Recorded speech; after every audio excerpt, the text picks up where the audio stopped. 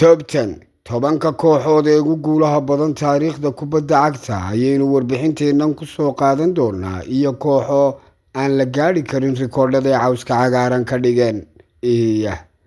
Tobankaasi kooxo aynu magacooda si weyn u naqaano iyo kooxo kaleba waa isku maldahan yihiin, balse koox walba waa waxa ay cagteedu ay u goyso iyo horyaalka ay ka dheesho. Iyadoo ay Liverpool barbaraysay rikoodhkii Man United ee 20 Premier League iyagoo noqday kooxaha ugu guulaha badan England, waa labada kooxood ee casaanka, Shadaadiinta iyo Reds ayaa sidoo kale ku dhowaatay wadar ahaan 70 koob, 69 marka la barbar dhigo United oo 68. Si kastaba ha ahaatee, kooxda reer England ayaa aad uga fog inay noqoto kooxaha ugu sarreeya ee ku guulaysta horyaalada ugu badan ee kubadda cagta adduunka, laga soo bilaabo Aasiya ilaa Afrika, Koonfur Ameerika, Waqooyiga Ameerika iyo Yurub. Dhowr kooxood oo kubadda cagta ayaa caan ku ah guulo iyo rikoodho leh kuna guulaystay horyaalada ugu badan taariikhda kubadda cagta, kuwaasoo qaar la gaadhi karo iyo qaar aan la haybsan karin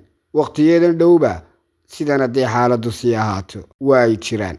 Haddaba kooxda kaalinta koowaad kaga jirta aynu eegno tobanka kooxood ee ugu guulaha badan. Linfield waa 750, Waqooyiga Ireland 750 horyaal bay haysataa, way naqaysatay halka Waqooyiga Ireland ayayna ka dhisan tahay.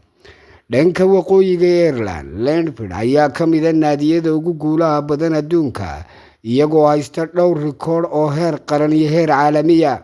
Inkastoo Leinster ay ku guulaysatay labadii koob ee ugu dambeeyay ka hor inta aysan mar kale ku guulaysan horyaalkii 2024 iyo 2025 oo ahaa horyaalkii 750aad ee taariikhdooda, meel ayaa loogu tiiriyey iyagana rikoodhka.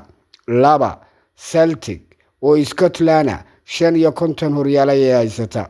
Celtic ayaa hadda u soo baxday ku guulaysiga horyaalka Scotland 2024 iyo 2025, taasoo ka dhigtay 4 isku xigta iyo 13 ka mid ah 14kii ugu dambeeyay. Kooxda uu hogaamiye Brendan Rodgers ayaa hadda barbaraysay kooxda ay xifaaltamaan ee Rangers, oo hamigoodu wuxuu u muuqdaa mid si buuxda diiradda u saaraya inay ka hormaraan sannadaha soo socda. Rangers oo 53 koob, iyaduna way Scotland labadana naqaystay. Rangers ayaa kuwa sida wadajira u haysta rikoodhka horyaalka Scotland ee ugu badan iyagoo haysta 55 koob, iyagoo ku weeliya Celtic, waxaanay ku guulaysteen rikoodhka koobka Scotland League Cup 28 jeer iyo 3 ley maxalli ah oo 7 jeer ah. Rangers ayaa xifaaltan soo jireen la leh kooxda Celtic. Labada naadi ee Glasgow waxaa si wadajira loogu yaqaanaa Old Firm, kaasoo loo arko mid ka mid ah derbiyada kubadda cagta ugu weyn adduunka. Waxay leeyihiin taariikh adag oo ku guulaysiga horyaalka, iyagoo ku guulaystay 52 koob oo Premier Division Uruguayana, waxaana uu yahay mid iyaga u xidhan oo gaar u ah. Lambar 5 Nacional oo 49 horyaala, Uruguay ayayna ka dhisan tahay.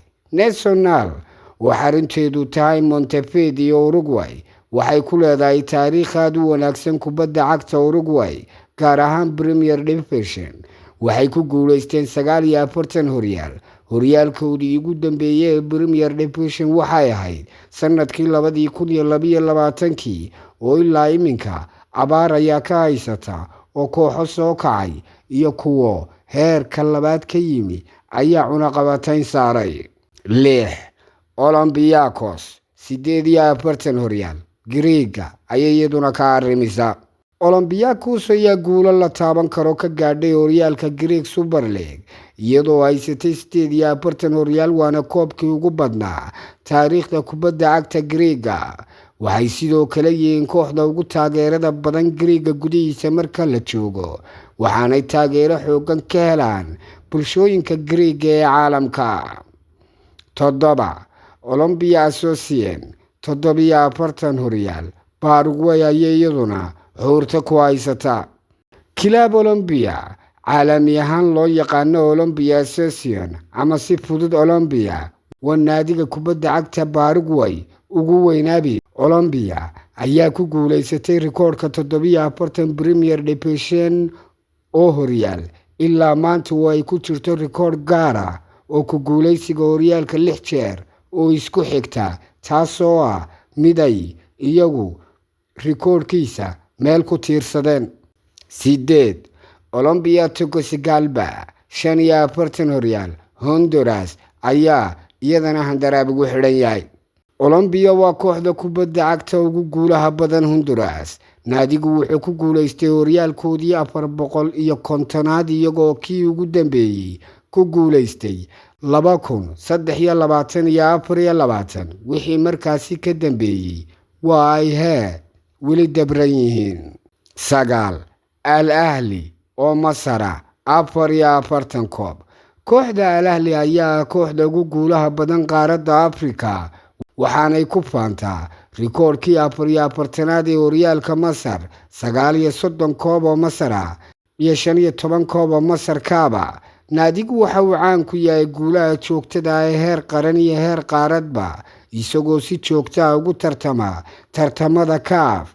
Sidoo kale waa kooxaha champion-ka Afrika looga dambeeyo, waana kooxaha marka ay ciyaarayaan taageerayaashoodu garoomada ciidamada la dalbado. Waa taageerayaal xamaasad kulul oo Masaari iyo Faraaciina ayay leeyihiin, waana kooxaha qaaradda Afrika ugu taageerada badan, ugu xamaasada badan, kulamadooda si gaara isha loogu hayo.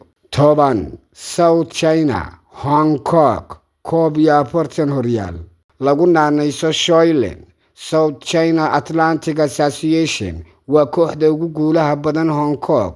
Kooxda ayaa ku guuleysatay 41 horyaal ilaa xilli ciyaareedkii 2012 iyo 13. wixii markaasi ka dambeeyay haadka ayaa garoomadeeda ka hadaafaya oo loo isugu soo galay halka iyadaana kooxo naqaysta iyo kooxo kaleba way leeyihiin.